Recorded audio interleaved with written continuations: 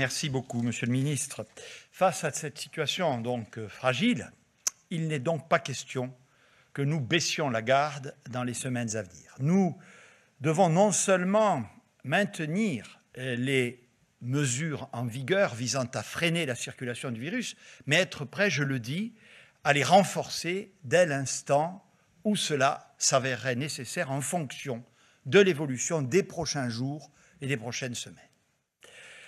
La situation relativement maîtrisée de l'épidémie en France ne doit en effet pas nous induire en erreur. La deuxième vague est toujours là. Nous sommes loin de l'objectif des 5000 cas par jour qui correspond au seuil de maîtrise de l'épidémie.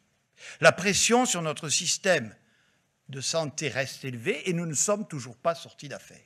Nous devons retrouver une dynamique de baisse. C'est la condition pour reprendre le contrôle de l'épidémie. Pour y parvenir, cela me conduit à arrêter les dispositions suivantes. Premièrement, toutes les activités, tous les établissements, tous les équipements qui sont aujourd'hui fermés le resteront encore jusqu'à la fin de ce mois. Les musées, les cinémas, les théâtres, les salles de spectacle, les équipements sportifs ou de loisirs ne connaîtront dans les semaines qui viennent aucun assouplissement. Nous avions fixé, s'agissant du secteur de la culture, avec Roselyne Bachelot, un point de revoyure début janvier. La situation sanitaire que je viens de vous décrire ne nous permet malheureusement aucune évolution aujourd'hui.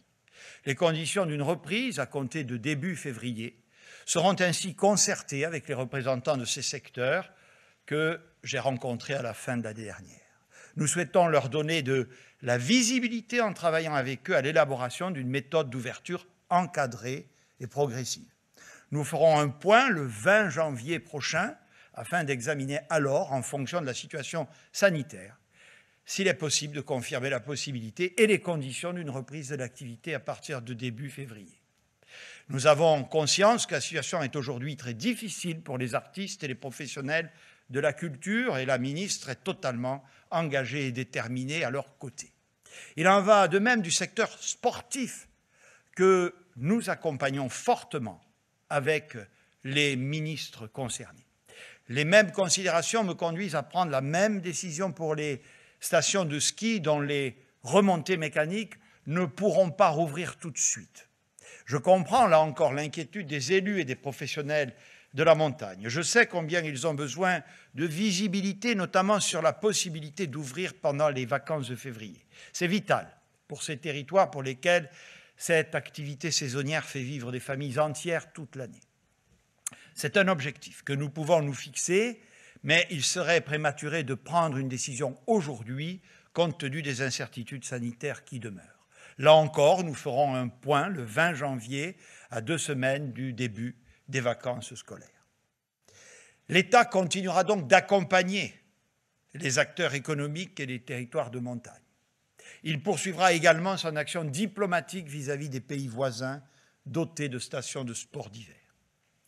Nous ferons également ce point de situation avec les restaurateurs, les propriétaires de bars et des salles de sport, pour qui, malheureusement, la perspective d'une réouverture en janvier n'est pas réaliste et sera d'ores et déjà reportée à minima jusqu'à mi-février.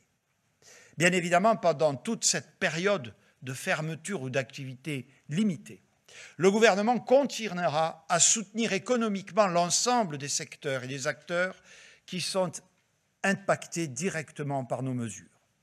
Qu'il s'agisse du recours à l'activité partielle, aux prêts garantis, aux fonds de solidarité rénovés, aux différentes aides sectorielles, tous nos dispositifs seront maintenus dans les mêmes conditions et les ministres compétents seront chargés de rencontrer les filières concernées pour examiner d'éventuels besoins d'accompagnement complémentaire, notamment pour ceux des secteurs qui sont fermés sur une très longue durée.